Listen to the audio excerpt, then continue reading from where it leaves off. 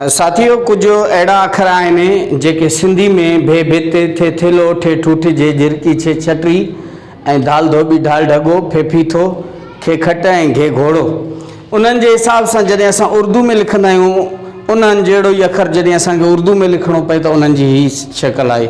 हाणे जेको भे आहे उन जे लाइ असां जीअं भे भित जे लाइ असां छा लिखंदा आहियूं इंग्लिश में BH, ठीकु आहे। थे थेले जे लाइ TH ऐं ठे ठूठ जे लाइ बि TH लिखंदा आहियूं ऐं जे झिरकी जे लाइ असां JH लिखंदा आहियूं। छे छटरी जे लाइ CH लिखंदा आहियूं। हे सम्झो त उर्दू जे हिसाब सां छे छटरी आहे, सिंधी में लिखंदव त हीअ शक्ल आहे ऐं जेकॾहिं उर्दू में लिखंदव त हीअ ईंदो।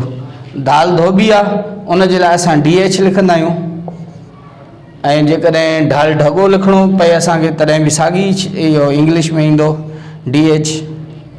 ऐं फेफीतो आहे त PH लिखंदासीं ऐं जेकॾहिं खे खट अचे थी त उन जे लाइ KH ऐं घे घोड़े जे लाइ साॻियो ई GH लिखंदासीं।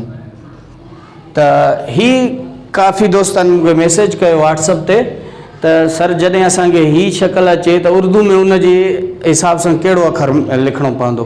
त ही तव्हां यादि करे छॾिजो, जॾहिं बि तव्हांखे उर्दू में लिखणो पए त हीअ आहे ऐं हेॾा सिंधी में ही अखर आहिनि ऐं जेकॾहिं तव्हांखे इंग्लिश में लिखणो पए त उन जी ही शक्ल आहे। ही यादि करे छॾिजो। इंशाल्लाह उमेदु कयां थो त तव्हांखे ही शइ पसंदि ईंदी। Thank U.